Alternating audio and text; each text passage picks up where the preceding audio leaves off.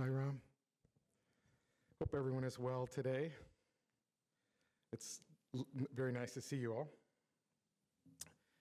I offer my humble salutations and love at the divine lotus feet of our Lord, Sri Satya Sai Baba.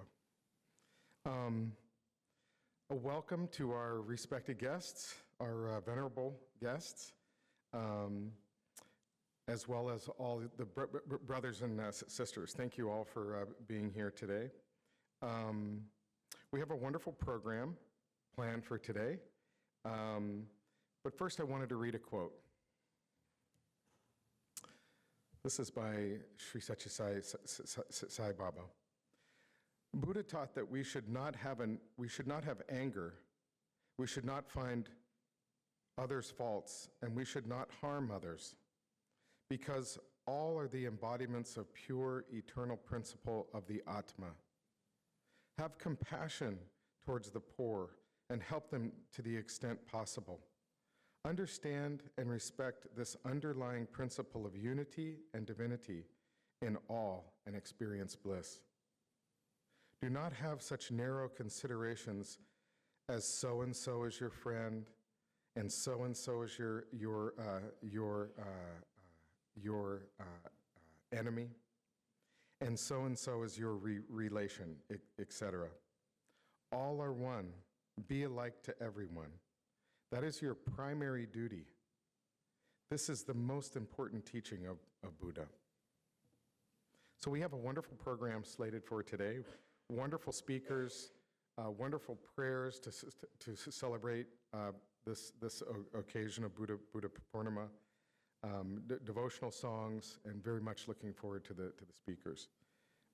Few announcements before I introduce our MC.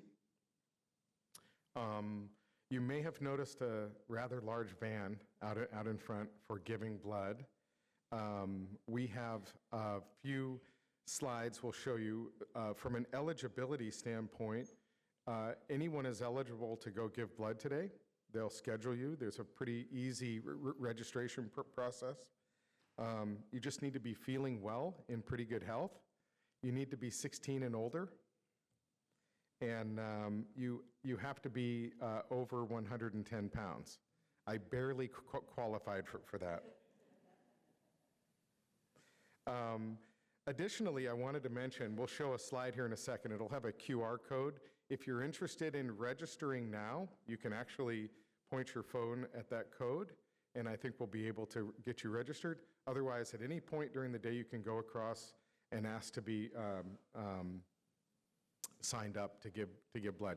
My appointment is at 12:45. I also wanted to announce that a new Eternal Companion publication came out today. Within that is a wonderful discourse by Swami on the surrender to the Lord. There's also a message on the root and cause of ego, as well as experiences of people. There's the QR code. And maybe most importantly, to me, incredible pictures of Swami. So I hope you get a chance to read that. That's online, and that'll come out to the centers as an email within the next few days, if not today. So I wanted to introduce finally our MC. That is Saroja Pereira. She is our regional service coordinator. And thank you very much. Sai Ram.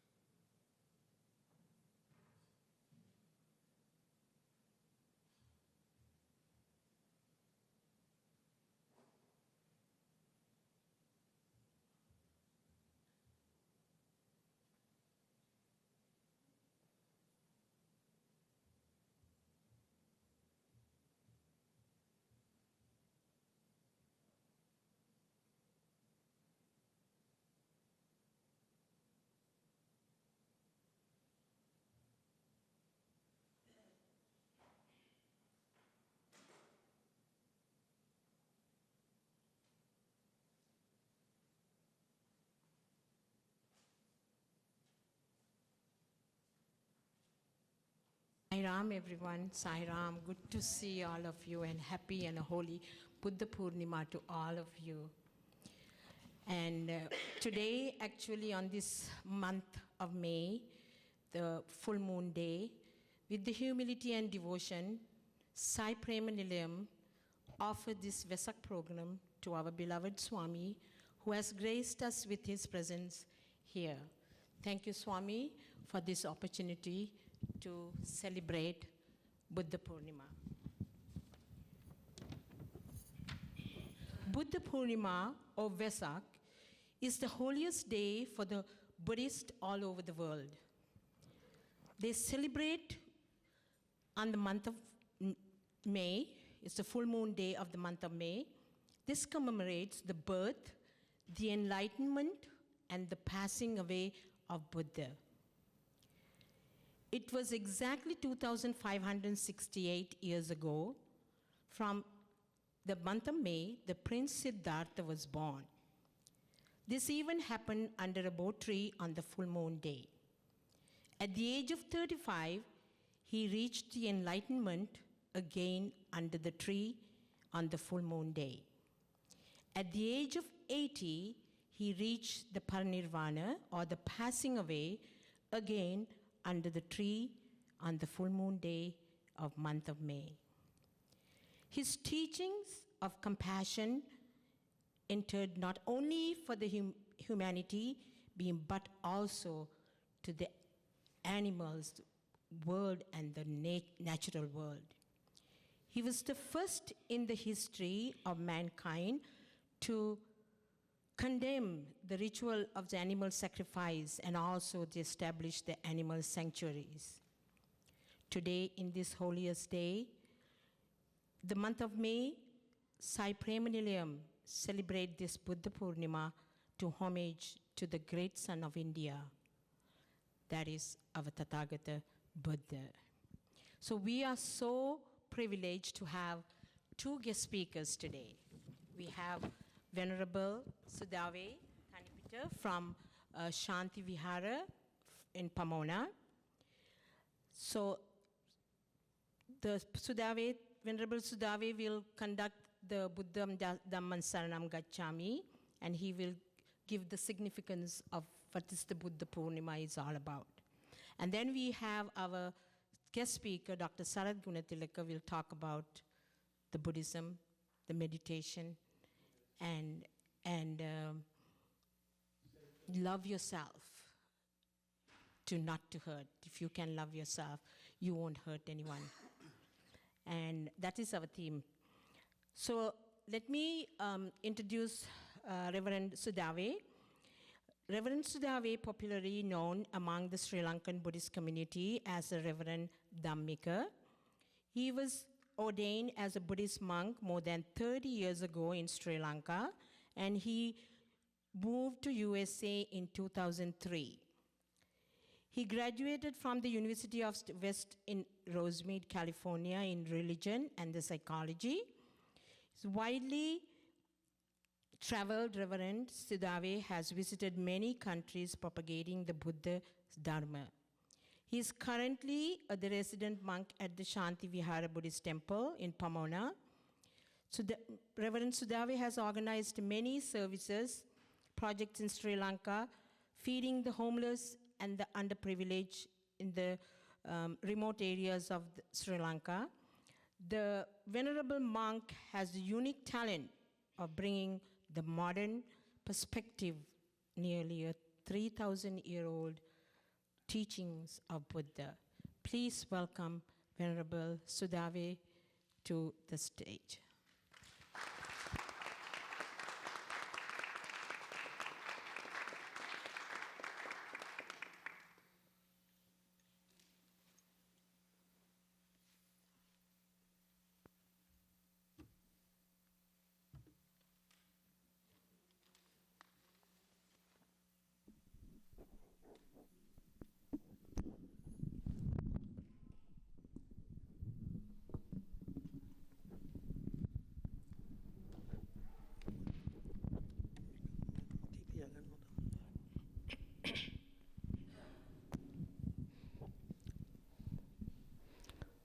Sai Ram.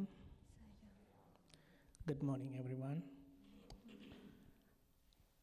Before I start my talk, I'm going to pay homage to the Buddha, and I'm going to take refuge in the Buddha, Dhamma, and Sangha. Please do concentrate and keep your palms together. Namo tassa bhagavato arahato samma sambuddhassa. Namo tassa bhagavato arahato samma sambuddhassa. Namo tassa bhagavato arahato samma sambuddhassa. Buddhaṃ saraṇaṃ gacchāmi, Dhammaṃ saraṇaṃ gacchāmi, Sanghaṃ saraṇaṃ gacchāmi. Satyam saranam gacchami, ekam sharanam gacchami, premam sharanam gacchami.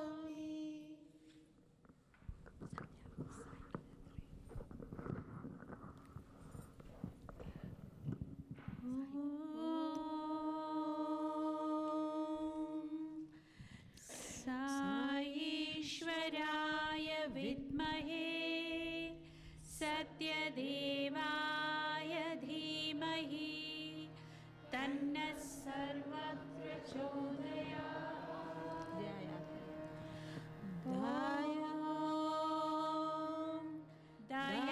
दयात्मनाय विद्महे साई बुद्धाय धीमहि तन्नः शान्त प्रचोदयात्। ॐ दयात्मनाय विद्महे साई बुद्धाय धीमहि तन्नः शान्त प्रचोदयात्। ॐ दयात्मनाय विद्महे साई बुद्धाय धीमहि तन्नः शान्त प्रचोदयात्। ॐ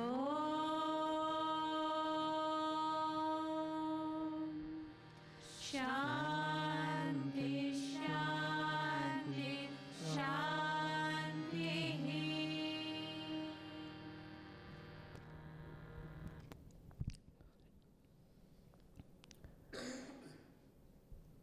Most Venerable Monk, brothers and sisters in the Dharma, Happy Vesak, Buddha Purnima. Thank you for the invite again. I came here last year, and also a couple of days ago, I got the opportunity to share the Buddha's teaching at your Arcadia Center. And also thank you for bringing this religious harmony. Did you know that most of the wars on the planet have happened because of the religion? People think my religion is the best, but others. Most people think. Also, they try to increase the number of their followers. So the conflicts happen because of religion. They start fighting for religion. They start fighting for races, ethnicities, nationalities, color, and creed. Though we have some differences in our appearance, we all got cut from the same genetic cloth somewhere on the planet. We are human beings. Who gave you the authority to decide that your religion is the best but others. Buddhism could be the best religion for me but others. Christianity could be the best religion for Christians but others. Catholicism could be the best religion for Catholics but others. Hinduism could be the best religion for Hindus but others. Judaism could be the best religion for Jews but others. Atheism could be the best way of thinking for atheists but others. One day when the Buddha was walking down the street 2,500 years ago, one of the Hindu gurus, Brahmins, stopped by and asked the Buddha, "What is your point of view towards other religions?" You know what the Buddha said? "Practice your religion and respect others." Very simple. Then there won't be any conflicts on the planet. We don't have time to fight for our religion or our ethnicities. There are many more things to do because we live a very short time. Deforestation is one of the big issues on the planet now. Super big companies are taking and using our resources. We are lacking many things. Climate change is another problem. War and many other things. Poverty. So rather than fighting for our religion and ethnicities, there are many more things that we have to focus. So, since we live a very short time, we have to live peacefully and happily. When it comes to meditation, we talk about levitating, or you could read someone's mind when you really develop your mental culture. That's not the miracle we need today. The miracle we need today is inner peace and happiness. So, the center, prema, of course, love, been so kind enough to bring that religious harmony. That is the miracle we need today.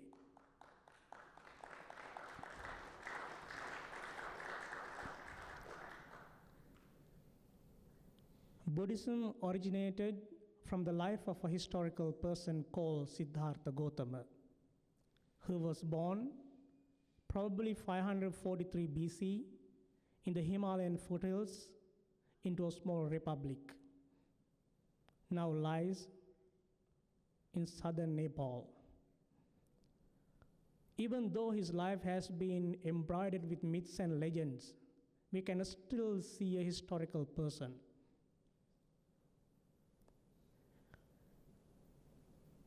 At the age of 16, according to the custom at that time in India, he got married. By the time being, he had a child. At the age of 29, when he came to his full maturity, he started thinking and reflect on the problems of humankind, which we call suffering or dukkha. Whatever we enjoy in this planet, everything ends by unsatisfactoriness, because the materialistic world does not guarantee happiness. It keeps changing at every single second. For example, you might have been seated here like 40, 50 minutes now. After a long standing, once you sat down here, you felt so good. But right now, you may have some pain. Your back hurts you, your legs hurt you, and your mind may say, "Hey, stand up now. You've been sitting here for a while." By any chance, if you stand up, after a few hours, the same mind is going to tell you, "Hey, you've been standing here for a while. It hurts your legs and back, sit down." So the materialistic world does not guarantee happiness. Changing. Then at the age of 29, he left the kingdom. Siddhartha Gautama became an ascetic. He became a wandering ascetic. He was traveling from place to place looking for a solution for the suffering of mankind, which is from bodily suffering to the inevitability of death, followed by anguish, despair, sorrow, and grief. From 29 to 35, he practiced extreme asceticism, self-mortification. And he thought it's not gonna help him to find what he was looking for, enlightenment. Then he began to take normal food. At the age of 35, he sat down beneath the widespread tree in India. Its original name is Asatu. Now we call it Bodhi tree. Bodhi means wisdom. And he resolved himself, until I gain what I'm looking for, until I reach my goal, I would not rise up. Then the night came in. He went deeper and deeper stages of the meditation. By the time the morning came in, he was enlightened, the Buddha, the fully awakened one. Then from 35 to 80, like 45 years, he started teaching what he discovered. But believe me, the Buddha never ever taught Buddhism. That's a label that we have given. Buddha taught people to maintain their inner peace and happiness and eventually to find their enlightenment. And he said, if you follow this path, you can live a happy life, and eventually you can find your enlightenment in this present life itself. So we practice meditation, we do charity, we do a lot of things, and we accumulate a lot of good karma, and we enjoy our lives. Then we try to find the enlightenment, which we call nirvana. So 45 years, the Buddha never ever taught Buddhism. Buddha taught what he discovered. And I came here in 2003 for like 21 years. I've been talking to people. Believe me, I never ever converted anyone. Such a failure. Because we all are humans. We just have to use this teaching to make up our lives. We don't have to increase the number of followers of a religion. We just use this old syllabus. This is 2,500 years old syllabus. Just use that syllabus to be a better person. And then you can have a peaceful life. So, to bring Buddha's teaching, the Buddha compressed his teaching to a very convenient framework called the Four Noble Truths: suffering, dukkha, the basic truth, and then cause of suffering. If there is suffering, there should be a cause of suffering. If there is a cause, there should be a way to end suffering. So the end of suffering through wisdom and mental training. And then there should be a path to practice. It is called the Noble Eightfold Path. The Buddha did never address our problems to external factors. The Buddha said, suffering arises within our own mind. The man is his own destiny. The man is his own master. So you gotta be responsible for yourself. So the Buddha said, there is a path which we call the Noble Eightfold Path. If you walk on that path, you can find the ultimate happiness of nirvana, enlightenment, or true liberation. I am not your savior. I am just a guide. I can't take you to nirvana or enlightenment. So I'll show you the path, and it's your job to walk the path. So you gotta walk the path. That's what Swami said. That's why we have like different faith followers over here. So, the Noble Eightfold Path, right weave, the basic understanding of our life, then right intention to undertake the training, then the three ethical factors, right speech, right action, and right livelihood. And then to the three mental factors, right effort, right mindfulness, and right concentration. When all these factors are come to its full maturity, your nirvana is right there. Your enlightenment is right there. You don't have to go in search of nirvana, heaven, or the highest happiness, or the most exalted peace.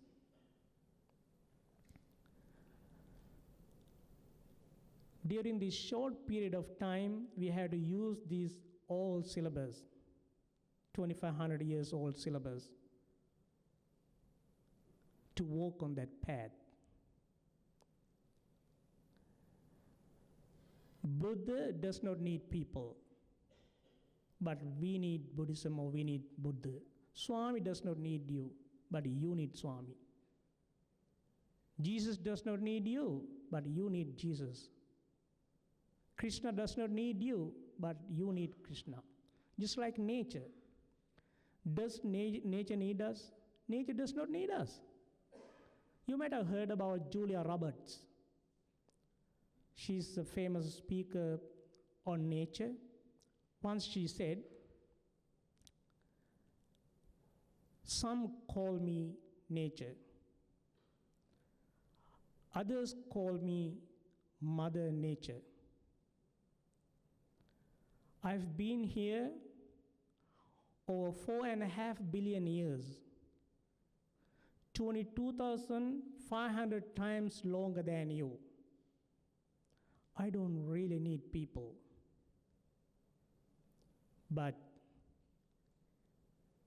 people need me. Yes, your future depends on me. When I thrive, you thrive. When I falter, you falter, or worse.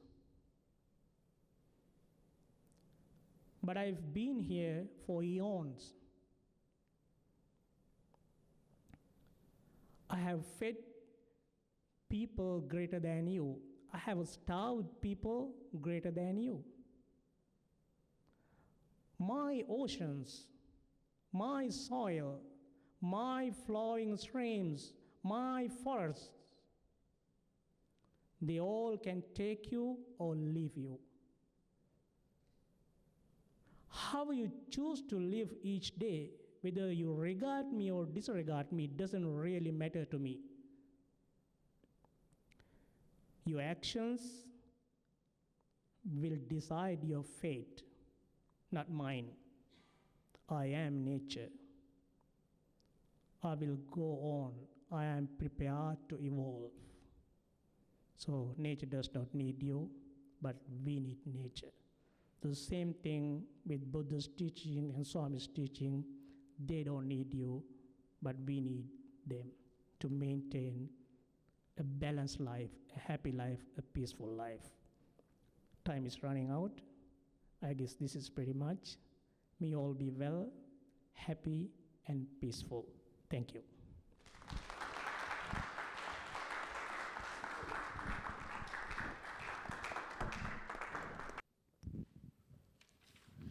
Let me introduce our next speaker.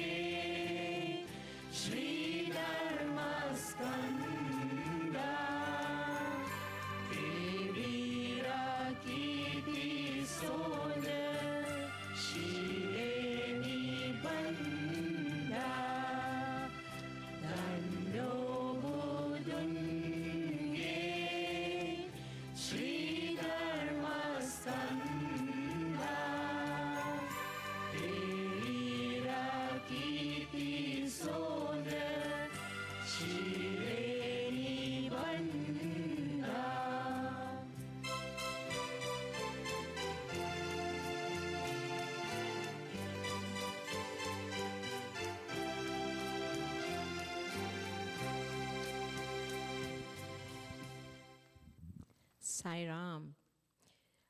Let me introduce our next guest speaker, Dr. Sarath Gunatilaka, and he's American board certified occupational and a family medicine physician and a professor in the formal chair of the health and science department at California State University, Long Beach. And he's been my friend for a long, long time. And he knows the Buddhism like the monks.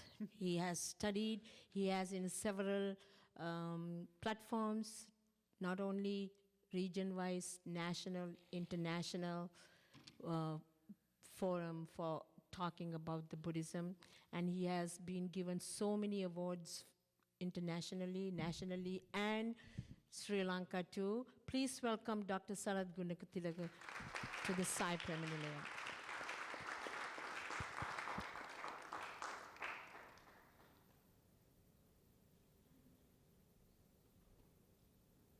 Thank you, Saroja. Sai Ram to all my friends. Okay. I will. Is the clicker working? No? Somebody will have to help me with this.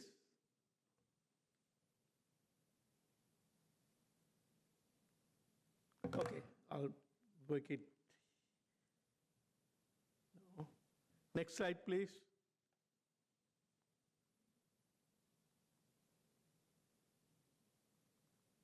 Okay. No, go back one slide more. Okay. Now I will start. It goes fine. I will start with a little test. I don't think you ever bargained for this. Read what is on the screen. How many of you have seen this phrase or Baba's teachings on Prema Vahini chapter 2 before? Nobody? Okay. Now I'm going to ask you, what is the true meaning of this statement? Baba said, 100 little things, deeds that you do, that means things you see, things you hear, things you feel, things you smell, touch, taste, all those deeds every day harden into habits, mold your outlook towards life, all that, and you weave that into your imagination, seek and yearn for things, and it leaves an indelible print, unerasable print in your mind, and forms a picture of your world, and you get attached to it. This is a profound statement, but how many of you thought about it, thought about the real meaning of it? If you didn't, don't worry about it. You will understand it at the end of the lecture. Now, this is This is a conversation. I got this from one of Dr. Reddy's lectures on Guru Purnima. And it's a conversation between Sridhar Sai Baba and the Sanskrit scholar Nana Sahib Chandokar. And in that conversation, sorry, I got the right one, okay. The Baba asks, what do you mean by this sloka? And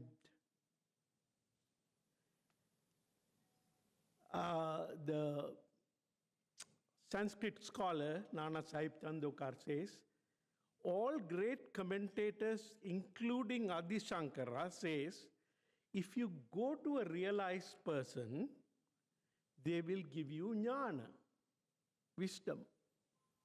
But Baba said, no, no, no, that's not correct. When you go to a real guru, real saint, they will show you what is ajnana, what is avidya. And if once you know what ajnana is, once you know what avidya is, then once you remove that ajnana, the jnana which is in yourself will emerge just like when you remove the clouds from the sun's rays automatically shine. And so what you need to do is to remove the ajnana, and then the jnana will automatically come up or will show up. Now, I'm going to explain this, what is meant by this term in terms of the Buddha's perspective. Buddha said, Buddha talked about 4 kinds of jnana. Bhante was very kind enough to explain that a little while before. He said, dukkhe jnanam, which means the knowledge of the suffering. Then he said, dukkha samudaya jnanam, the knowledge of the origin of suffering. Then dukkha nirodha jnanam, knowledge of the cessation or how to get rid of that suffering. And dukkha nirodha gamini patipada jnanam, the knowledge of the way leading, the pathway leading to the cessation of suffering. Okay? Let's discuss this in a little more detail. Sorry. Buddha said that the whole world is an illusion, and that what you see, what you hear, what you smell, what you feel, and what you think are all illusions. These illusions form a picture of your world, and then you get attached to it, or you get angry when you don't like things. That attachment and anger causes suffering. That's what Buddha said. Now, I will prove to you with just one sense, the vision, why the whole world is an illusion. First, we need to understand what we mean by an illusion. I will use only the vision here as an example. You can apply it to other senses like hearing, smell, taste, other things.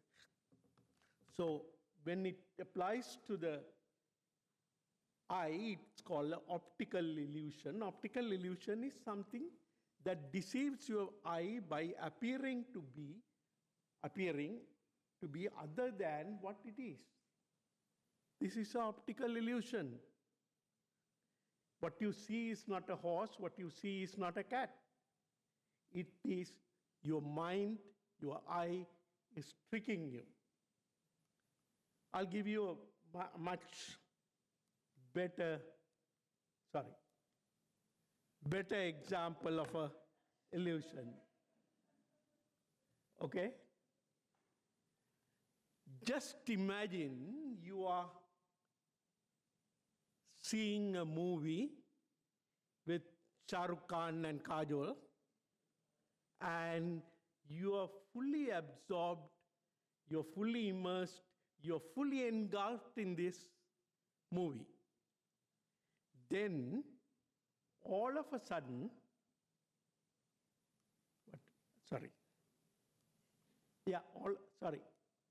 all of a sudden, Shah Rukh Khan gets shot. What happens? And he dies. You are so sad. You become so sorrowful. But You may even cry, you look around to see whether anybody saw it, just because you'll be ashamed when that happens. So you know that, then after a while, you know that this is an optical illusion on the television screen. Now think that you happen to meet Shah Rukh Khan in LA, face to face, meet him, then you will say, okay, what I saw on the television screen is an optical illusion, but now I'm meeting the real Shah Rukh Khan, and that's not illusion, that's real. But let me tell you, even when you meet him face to face, that, according to Buddha, is still an illusion. And I will prove that to you. In order to understand why it is an illusion, I will use an example of object and how you see a tangerine. When you see a tangerine on your kitchen counter or somewhere, what happens? The light rays from the tangerine gets reflected, goes through your lens, and gets onto your retina, the screen at the back of the eye. And you think, most of you will think, you are seeing an image of the tangerine at the back of the eye. There is nothing that is further from the truth. You don't see an image of the tangerine at the back of your eye. The cells in the back of the eye, retina, can only detect the color and the shape. And that will create an electric current that goes to the brain. Now, therefore, you have not seen a tangerine with your eye. Will you agree with me? Because it just is a light rays that created the electric current. You didn't see the tangerine there. Now, that electric current goes through a nerve to the back of the brain. From the brain, with the back of the brain, there is an area called the visual area. And the visual area, from there, two other electric currents go to the rest of the brain and bring all the information that you have in your life about the tangerine to that point, and still you don't see a tangerine. But you get all that information, your brain now makes a prediction, make a guess, this could be a tangerine, and confirms that. And of course, with that confirmation, you get a feeling that if you like tangerines, you will get a very pleasant feeling. If you are allergic to tangerines, you'll get a very unpleasant feeling. Or some of us, it could be just a neutral feeling. That is followed by some then you start thinking about it. Oh, it's a tangerine, I'm hungry. Should I eat it now or should I eat it later? If I eat it now, would it give me some gastritis? Would it give me some problems? So you're thinking about it, and those thoughts we call sankhara, or you're formulating certain mental constructs or mental fabrications. And then, of course, with all these things, you come to the final comprehension that we call vijnana, or understanding what a tangerine is. But remember, you never saw a tangerine either with your brain or either with your eye or nor with the brain. This is an illusion. This is what Buddha said. All right. It's there. I'm not going to go into this sutra, which is called the Honeyball Sutra or the Madhupindika Sutra, where Buddha clearly describes the steps involved in that sensory process. In the event of lack of time, I'll just go through. Now, I just told you what happens with the eye, and it's a continuous process of cause and effect events. Light reflected on the tangerine, it went into the eye, it created the electric current, it went to the brain. From the brain, you got the sense that you are thinking about it, you have a certain feeling, you create certain mental fabrications, you are thinking about it, you create constructs, and then you come to the final understanding of what the tangerine or what the object is. Now, the jnana that Baba was talking about is this, everything that is below the dotted line. That is the truth. Truth is the same, as Bhante said, truth is the same for every religion. That is what we are looking for. I'll come back to that a little later. So the truth is that it is a series of events that go from one event to the other, one following each other, and so you will, you can't see it much on this, so each other until we comprehend or understand. And but that's what is below the dotted line is what really happens in life, in nature. What is above that line is what we do as uninformed ajnanas, or people who are not informed, who don't have enough jnana. We superimpose this thing called ego or self, or in Buddhism we call it Sakkaya Ditthi. We are now superimposing me, my mind, myself on that, forgetting about everything that's below the dotted line, and then coming to the conclusion, I am seeing a tangerine out there, a tangerine that you never saw. So this whole process is an illusion. All right. I will, okay, let me, this has been, what I just told you has been clearly illustrated in a beautiful book by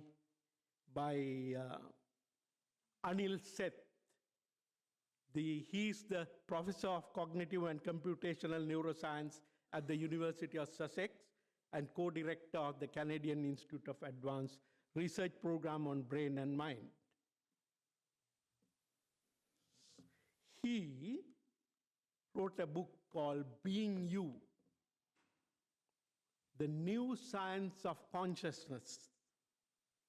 In that book, he clearly stated what I have just told you. Just to prove myself, I will take a little excerpt from his book. He says, all our sensory experiences of the world, the sights, sounds, smells, etc., that we experience are not really faithful representations of the world, but our brains best guesses. So depending on what the concepts that we have formulated in our brain, we are making guesses. We are not seeing tangerines. We are not seeing individuals. We are not seeing cars. We are not seeing houses. We are making best guesses or predictions based upon what we have accumulated in our brain with our ego, with our self-concept. Seth is suggesting that the brain trapped in our skull spends time trying to guess what it's only getting electrical signals. What these electrical signals that arrive from our sensory systems. I will skip that slide, but this one is more important. For a moment, assume that this lady is your mother. Now, when you see your mother, the light that is reflected from the mother's body gets to the back of your retina, back of your eye, and there are two kinds of cells there. I'm not going into the science. One kind of cells are little pointed, they are called cones. The other kind of cells are like a rod, and they are called rods. These cells can only detect the color and the shape of the body. So when the light strikes the back of the eye, we call that process contact or passa in Buddhism. With that, it only creates an electric current that goes through the brain to the back of the brain, and then it sends two other electric currents, and now it will bring all the information that you have about your mother from the day you were born. And now your brain is making a guess, that is my mother. Then it confirms the guess, and then the feeling of maternal love and all that. And then you want to feed your mother, you want to do everything that's possible to make her happy.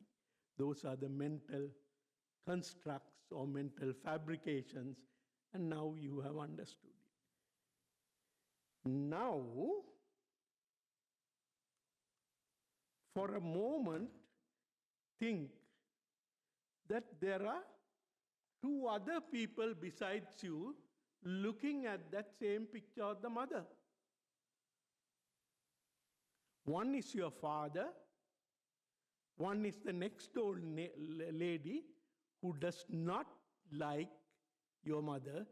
She had a little fight with her when she swept all her garbage into our side, and my mother gave her tight, and they're not in very good terms. Just imagine.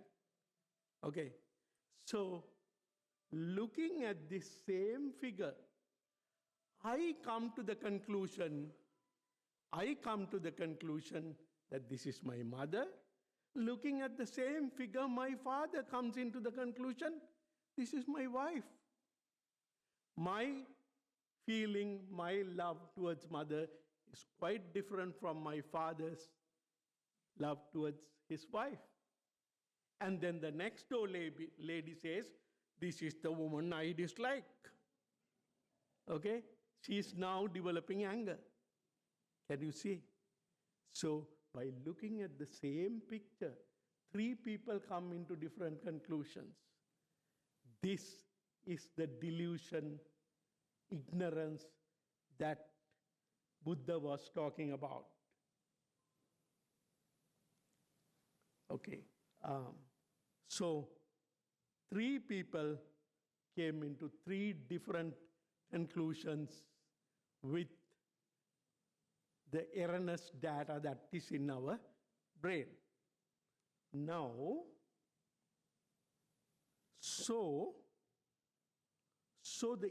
what Buddha said is that we are creating this illusory world with the misinterpretation of six senses, and he called that ignorance or avidya. It is this ignorance about the truth. I showed you before, it's only a process of light going through the lens and forming an electric current and all that. But we, in our mind, has constructed the three people who was looking at the mother has constructed three different pictures based upon their whatever the mental fabrications they had. And the creation of those concepts depend on another very important factor, which we call ego or self-concept. The creation of concepts such as me, mine, and myself are all a part of that misinterpretation. We call that Sakaya Ditti in Buddhism. So with that superimposition of our ego, we have got the information, we have created an illusion and got attached to it, or there could be aversion if we didn't like it, like the next door lady. And so this is the ignorance that Buddha was talking about. And that ignorance, now we start acting with that ignorance. We create karma. The next door ladies will start scolding my mother. Now you are creating karma.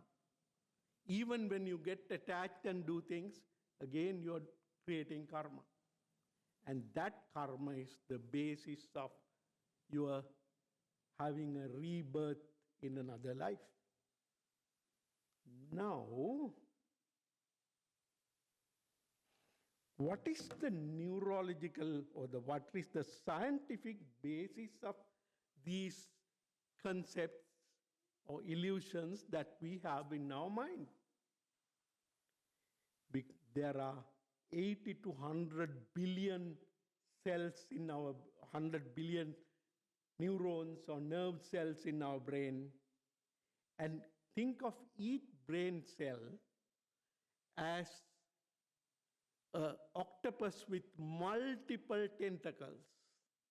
These extensions from the nerve cells now communicate with extensions from other nerve cells, and depending on whether they are on or off, these connections in the brain creates a bit of information.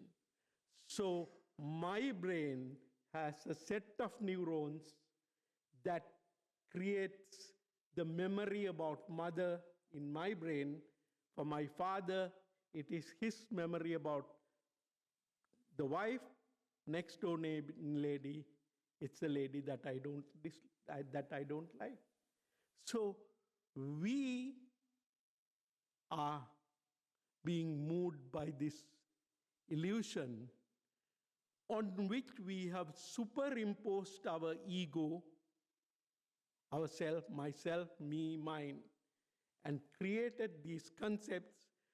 These concepts are being stored in different groups of nerve cells in the brain, and we know today from science that these memories that we have created with the illusion that we have created with the superimposed ego is stored in the back part of the brain. It is called the posterior hot zone. And scientists have even been able to stimulate these areas in the brain while a person is sleeping and get them to dream about the memories. It's a fascinating story. Now I'm going to go a little bit about this Sakaya Ditti, what Dr. Joseph Parvisi from Stanford University has come up with some really new findings about what this ego concept is, or the self concept is. So what Dr. Parvisi said is that for every action we take, even during dreams, there is always an agent behind it. We call that agent I. It is the physically bodily self. We feel that I am in my body. I can go into details, but most of the time you feel, I am in this body, I am in my body. That's a self-concept. Then the researchers identified which part of the brain is really responsible for this me and mine concept. It is called the anterior precuneus. Because of lack of time, I'm not going to go into the details, but Dr. Parvisi was able to get 9 patients who had epilepsy, seizures, coming out of that area that coordinates all the activities of the brain to create me and mine and myself, and they put an electrode in there, wire into the brain, and when they stimulated it for these 9 patients, they lost their sense of self. They said, these patients said, I felt like I was floating out, I was out of my body, and I was seeing things being done to my body, and all those thoughts and other things. It's like an out-of-body experience. So we know that the nerve cells are the ones that really creating this self-concept, and that self-concept is being mediated by a little center in the brain called the nucleus precuneus. Now, Swami says, whether in SAI organization or in any other organization or in any other religion, just like the Bhante mentioned, okay? In any spiritual society, human mind remains the same, human body is the same. It is the ego factor, which I just described to you, that overpowers our mind, and it must be controlled first and then eliminated eventually. In Buddhism, we have different levels of achieving enlightenment. The first stage is called Sotapatti or Sovan. In that stage, we control the ego. When you fully become enlightened, you really eliminate that ego eventually. All right. So now we know that in order to achieve enlightenment, you have to eliminate that ego and see what is underlying our consciousness. I told you the consciousness of uninformed, ajnana individuals like you and me is completely unaware of the feelings, the objects, the feelings, the recognition and comprehension of that's going on in our brain. We just think, I'm seeing my mother, I'm seeing my tangerine, this is my car, this is my house. So these are all illusions, misconceptions that we created in our brain with the misconception of the inputs that we got from our sense organs. Okay? And these misconceptions are rooted in the brain cells, just like I showed you. And it is these misconceptions that cause us to be attached to something, that cause us to have anger, aversion, and to be misled. So jnana is when you really know. Okay, well, let me get back again.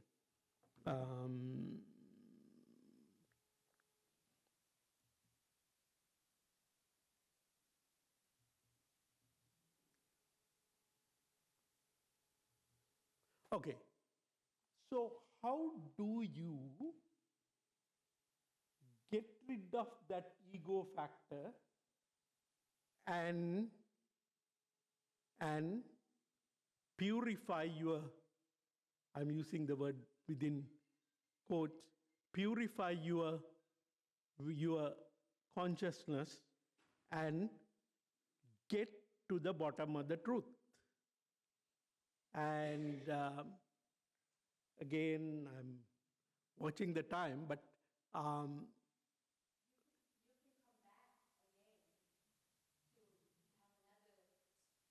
okay, yeah, I'm going to rush through this. But Buddha said,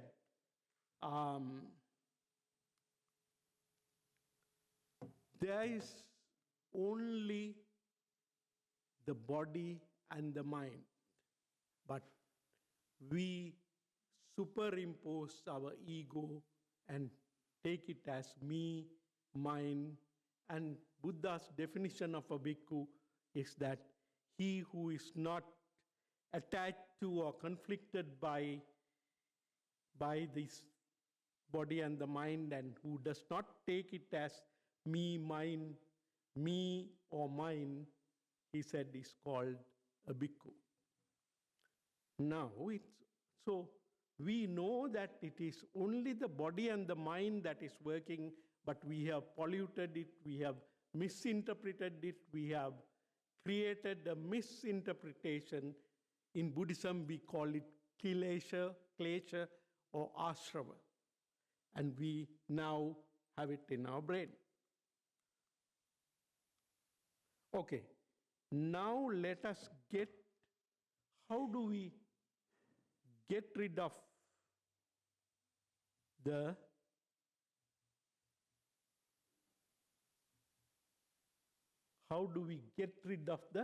ego concept? I told you, we see, hear, feel, and think with our mind, and not through our eyes, not through our ears, not through with your nose. And that mind is now polluted by this ego concept. And all the fabrications, all the constructs that we have in our mind are because of this ego concept. So what we need to do is to clear our brain from those deluded, misinterpreted, misconstructed fabrications in our brain. And the way we do it is what we call vipassana meditation. Vipassana meditation is nothing but looking at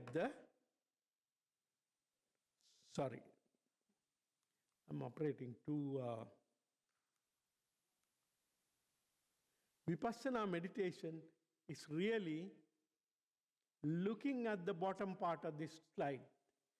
Seeing, now I told you, it's an electric current that comes through. It is a feeling that you get in your brain. It is the recognition that we make in the brain, and the final comprehension of vijnana. Now that part is complete. We are completely unaware of it. Even when I explain this to you, I'm sure some of it you may have not fully understood it. But the way you see this is through what we call vipassana meditation. With that vipassana meditation, we are able to see it with our mind's eye, and just like now when you start meditating, I say when you build muscle, when you do bodybuilding, you increase the capacity of your muscle cells. And the meditation, I call it brain exercise or brain building. Now with the brain building, what we can, I wanted to explain this to you, but it's way too much, there is not enough time. This is Dr. Richard Davidson, who developed a very good relationship with His Holiness Dalai Lama. Got 10 of his meditators to his lab in University of Wisconsin, and he looked at these meditators while they were doing meditation. What did he find? This is what happens, the brain waves that happen when you meditate, don't worry about it. The scientific part of it, look at the bottom line.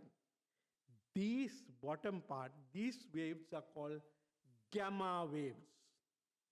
Keep in mind, you and I generate gamma waves in our brain maybe once a couple of weeks, only when we are solving a really difficult problem, we have 1 or 2 gamma waves in our brain.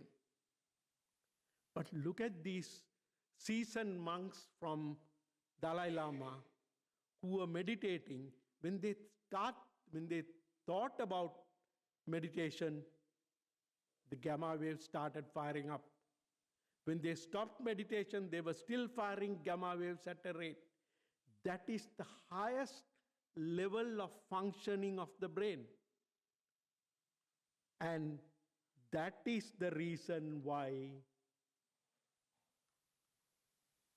there is now a very, very profound interest on meditation. I have given you some examples.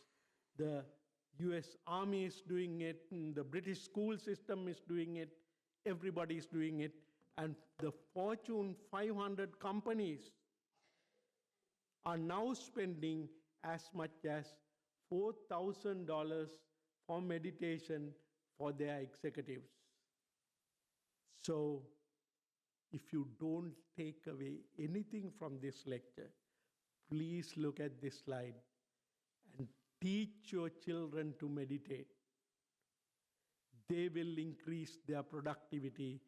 They will, just like the executives who increase their productivity, their life will become very, very, very much more productive. Okay, and then,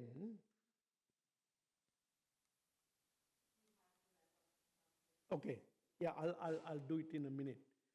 So the whole idea, the Swami said, whatever your character today is, it can certainly be modified by changing your thought pattern, and the wickedness of nobody is incorrigible. You can change it through meditation when you realize the actual illusion that you are going through in the brain, and the way to do it, when you start meditating, the neuronal networks that you have built up with misinterpretation, you leave them aside, they become extinguished. and you are building new networks that will give you insight. This is exactly what is happening in our brain when you meditate, and when you do that, that is how you achieve enlightenment. So at this point, I'm not going to labor too much. Let me finish up. This is a little scientific insight into what happens during meditation, what happens when we operate our senses, and the delusion that we go through. And I have lots of other information about how Swami has said about things that Swami has mentioned about how to go about doing it. Unfortunately, I don't have time. Thank you very much for your attention.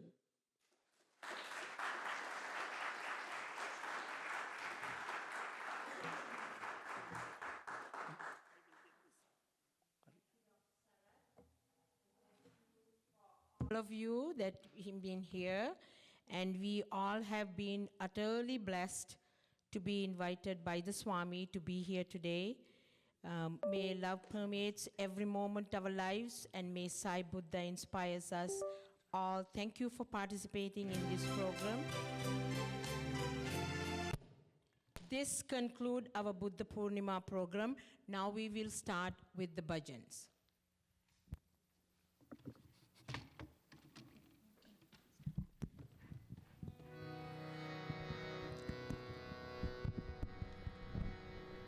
You take all the obstacles away, my Lord Gananatha. You take all the obstacles away, my Lord Gananatha.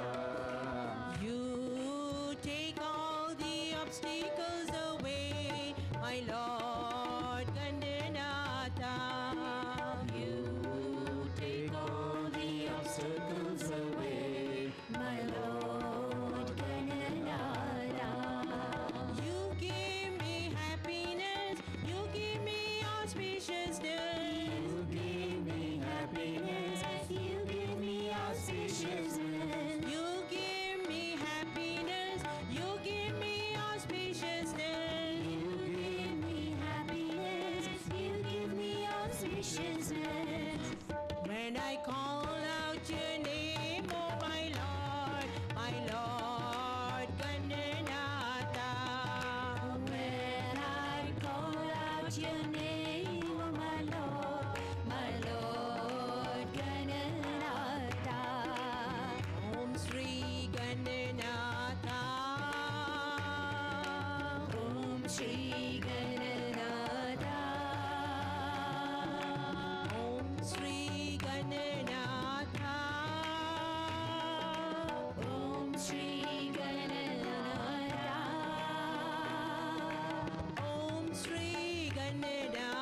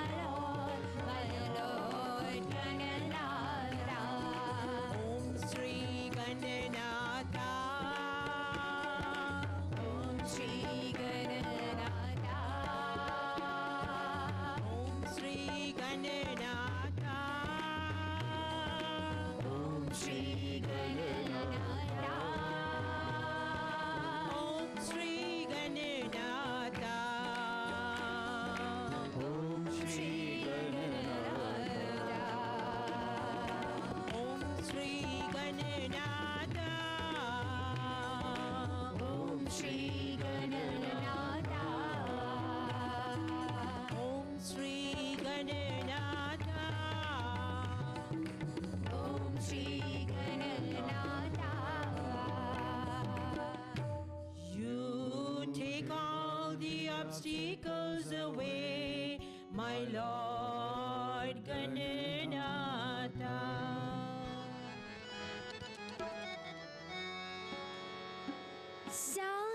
Sainath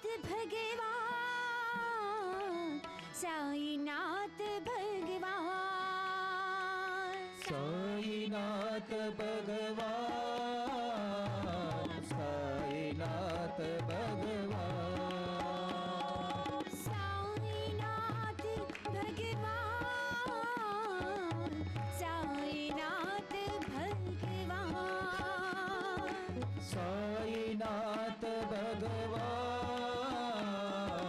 Sainath भगवान, साईनाथ भगवान, सत्यं शिवं सुन्दरं, साईनाथ भगवान,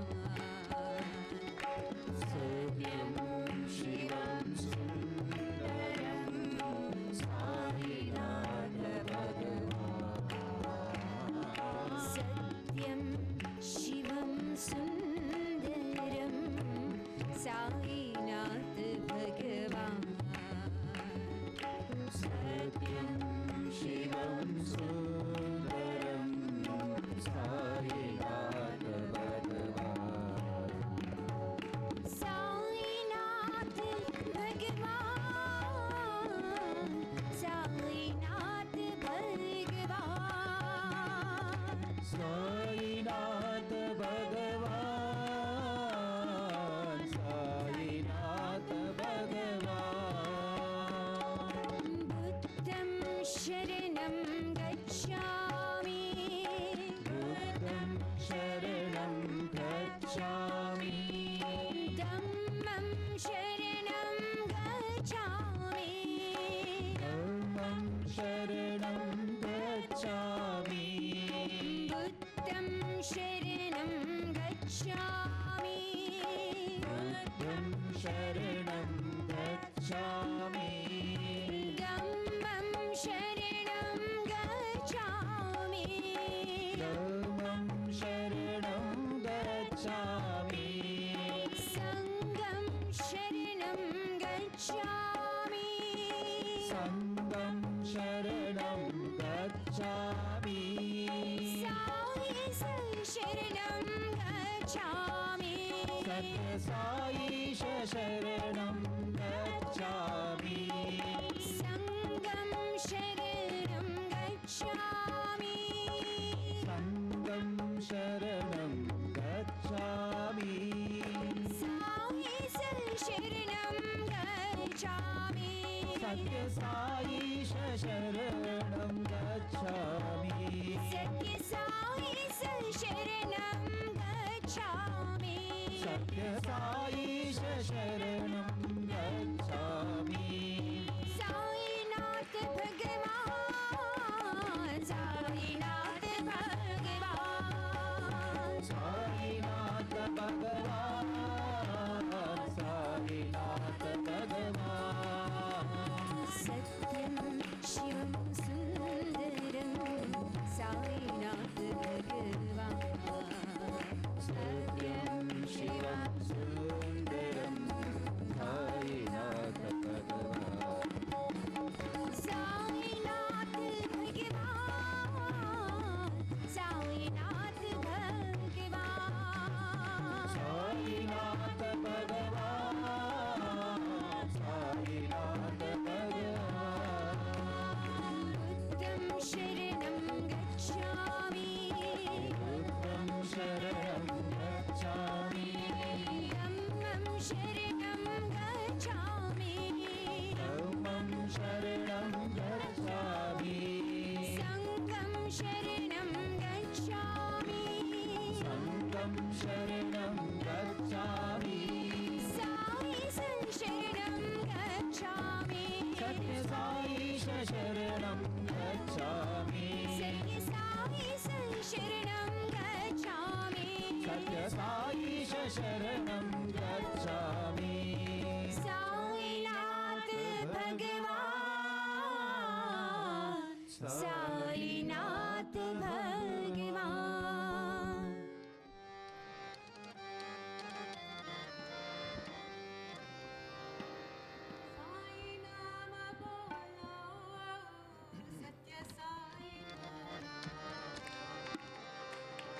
साई नाम बोलो सत्य साई नाम बोलो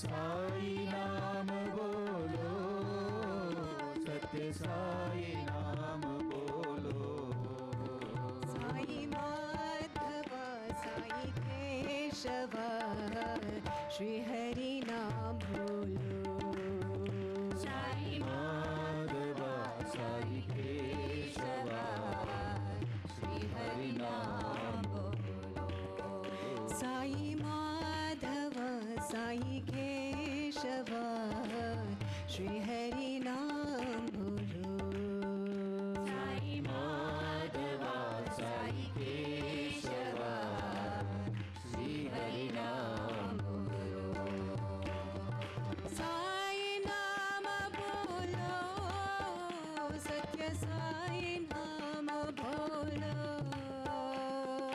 साई नाम बोलो सत्य साई नाम बोलो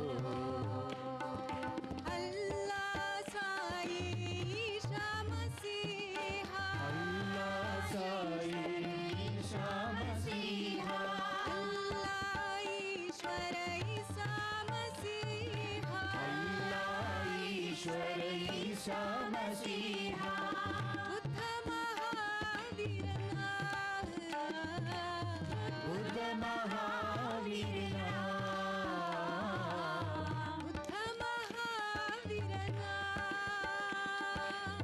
बुद्ध महावीर साई माधव साई केशव श्री हरि नाम बोलो साई माधव साई केशव श्री हरि नाम बोलो साई माधव साई केशव श्री हरि नाम बोलो साई माधव साई केशव श्री हरि नाम बोलो साई नाम बोलो सत्य साई नाम बोलो साई नाम बोलो सत्य साई नाम बोलो साई माधव साई केशव श्री हरि नाम बोलो साई माधव साई केशव श्री हरि नाम बोलो साई नाम बोलो सत्य साई नाम बोलो साई नाम बोलो सत्य साई नाम बोलो अल्लाह ईश्वर ईसा मसीहा अल्लाह ईश्वर ईसा मसीहा बुद्ध महावीर बुद्ध महावीर बुद्ध महावीर बुद्ध महावीर साई माधव साई केशव श्री हरि नाम बोलो साई माधव साई केशव श्री हरि नाम बोलो साई माधव साई केशव श्री हरि नाम बोलो साई माधव साई केशव श्री हरि नाम बोलो साई नाम बोलो सत्य साई नाम बोलो राम हरे साई कृष्ण हरे सर्वधर्म प्रिय साई हरे राम हरे साई कृष्ण हरे सर्वधर्म प्रिय साई हरे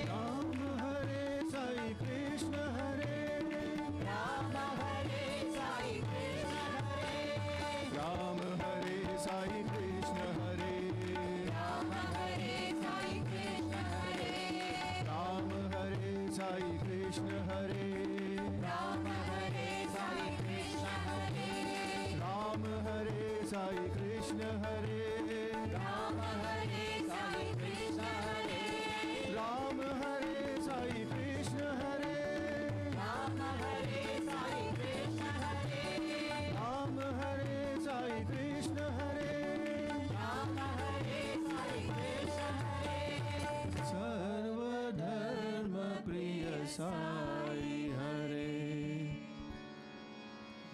Om Tat Sat Shri Narayana Tu Purushottama Guru Tu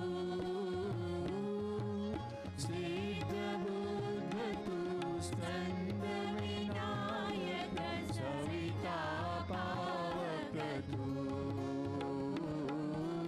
Savita Pavaka Tu Brahmamasya Shakti tu Yeshu Pita Prabhu tu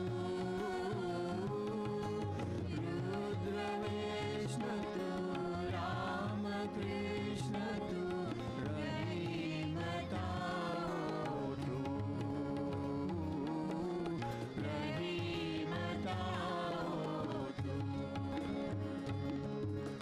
Vasudeva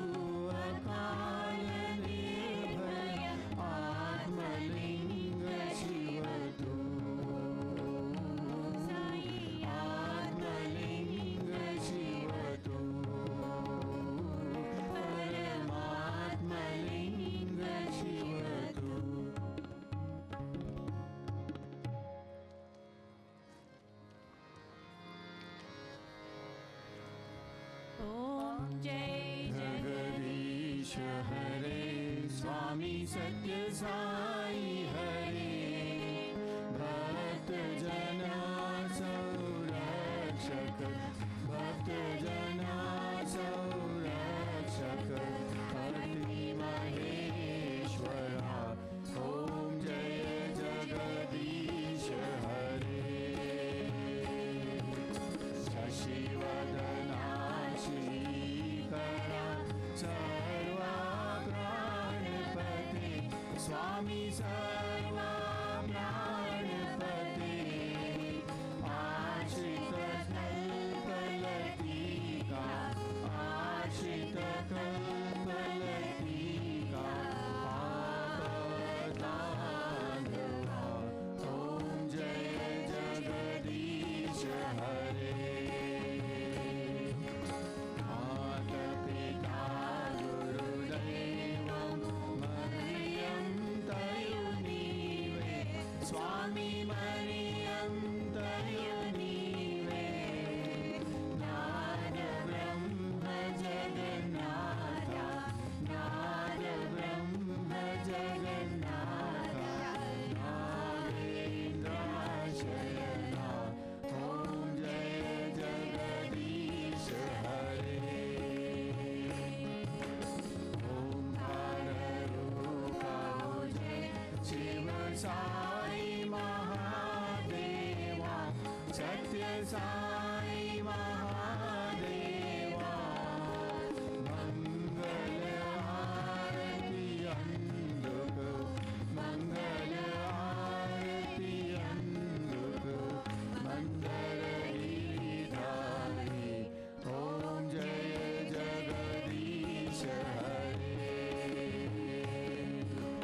Narayana Narayana Om Satya Narayana Narayana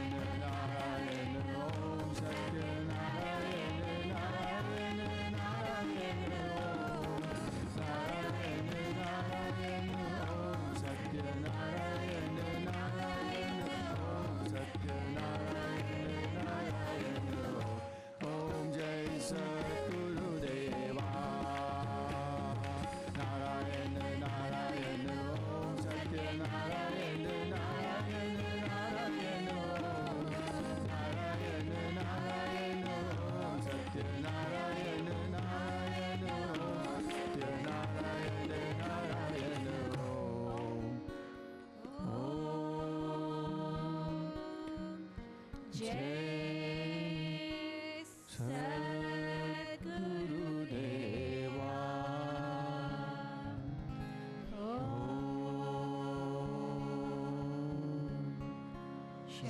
शांति शांति शांति